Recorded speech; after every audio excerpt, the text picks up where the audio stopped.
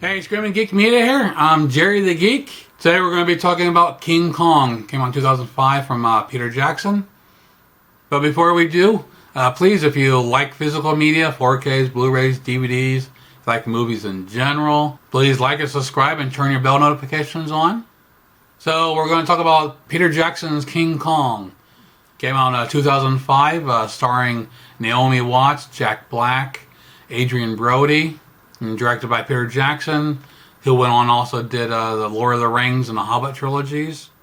Basically, this version of the King Kong, you have, Jack Black. He plays Carl Denham, movie maker, wanting one big movie. He's kind of getting washed up and almost like a con man. The way they portray the character in this and the stuff he tries to do to get stuff done, and he wants to make this film and go to this.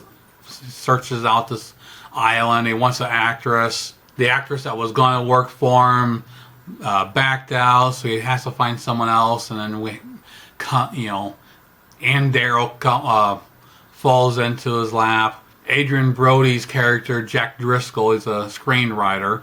So they're all in search of the ultimate, filmmaking. They get on the ship and they go and they find Skull Island. And the movie takes a lot of time to set up. It's an hour before you even see Kong. I wouldn't call it a boring movie. It just, like I said, takes a lot of time to set up. But it's interesting. It keeps you going. Even the extended version, it's 3 hours and 20 minutes. But you never really think about it. It's kind of a well-paced. I love the King Kong franchises. Even the 1976 version. A lot of people don't like that one. That's the one I grew up with. I was a kid when that came out.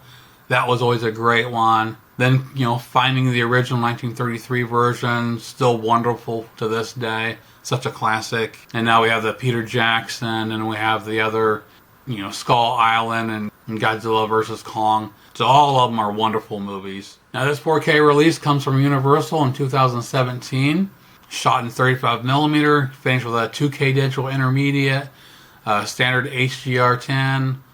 Out of the gate when it opens up at the zoo in New York, the depth of the details and everything just really leap off the screen. Like I said, it's just so impressive from the start.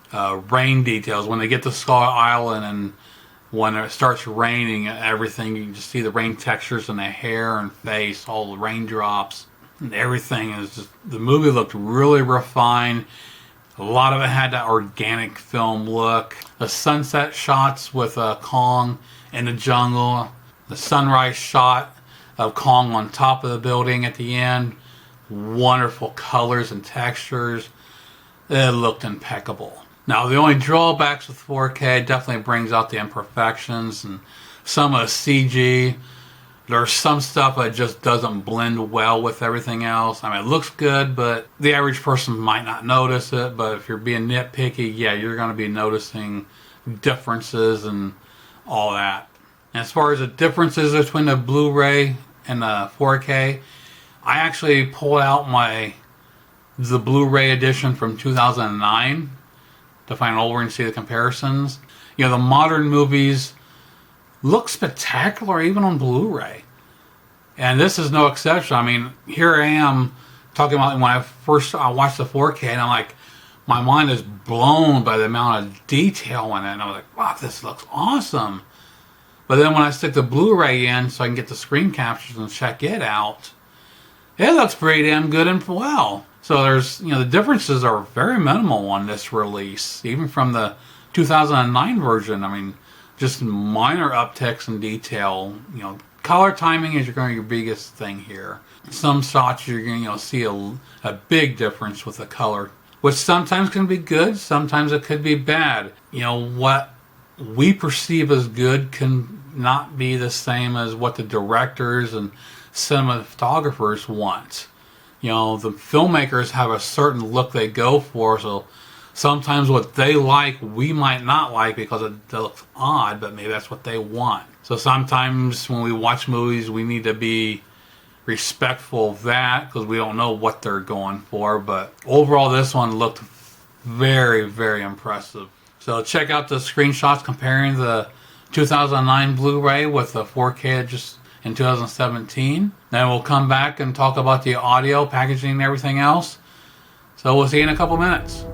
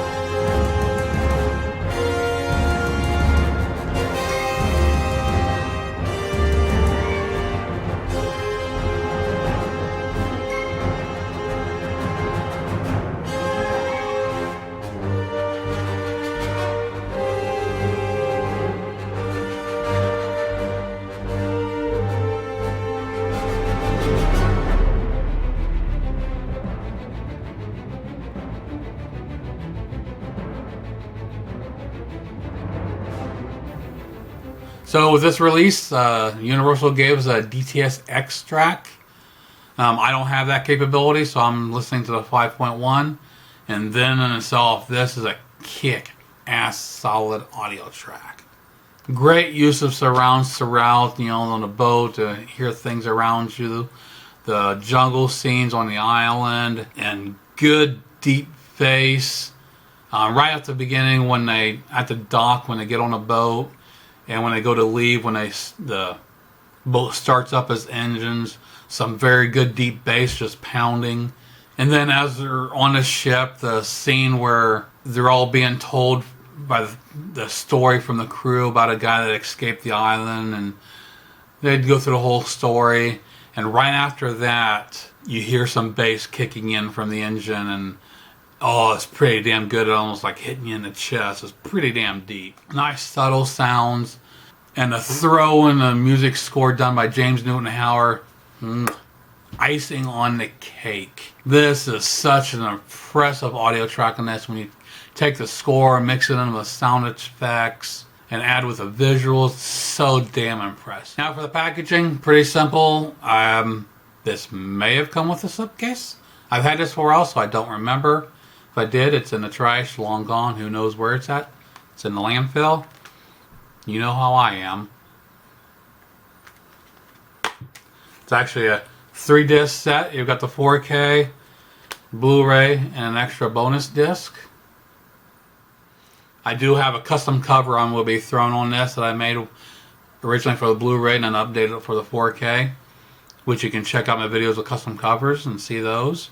Also, if you want to see other custom covers, go to highrescovers.net, which I have a link below. They have thousands and thousands of covers for 4Ks, Blu-rays, and DVDs. Even they do labels, which I don't have no use for, but if you have copies of movies you want to have a label for, they have them. Now for our bonus features, we have Recreating the Eighth Wonder, The Making of King Kong, Production and Post-Production Diaries, Deleted Scenes, The Eighth Blunder of the World, The Making of a Shot, The T-Rex Fight, Skull Island, A Natural History, Kong's New York, 1933, A Night in Vaudeville, King Kong Homage, Feature Commentary, and much more. And all it says it has over 13 hours of content. Again, as far as bonus features, I don't know if there's anything new here, if it's all ported over from the previous Blu-ray releases. So, great solid 4K release here from Universal. Highly recommended if you haven't seen it and you want to pick this up if you like King Kong. And they just recently announced that the 1976 version of King Kong will be coming to 4K in November, I think. And the 1933 version is being reissued on Blu-ray because the first ones are very hard to find unless you got a lot of money. So I'm hoping that we'll see the 33 version on 4K as well. They haven't announced it yet. I'm definitely going to hold out. I have it on DVD, and I don't want to buy the Blu-ray and all of a sudden a few months later find the 4K. So I'm going to hold out for the 4K, but so it'll be nice to have the entire collection on 4K on, you know, all in one format. So that pretty much wraps up my look at King Kong from Peter Jackson on 4K. Please check out my other videos on my channel, like and subscribe, and turn your bell notifications on. And we'll see you again. Geek out.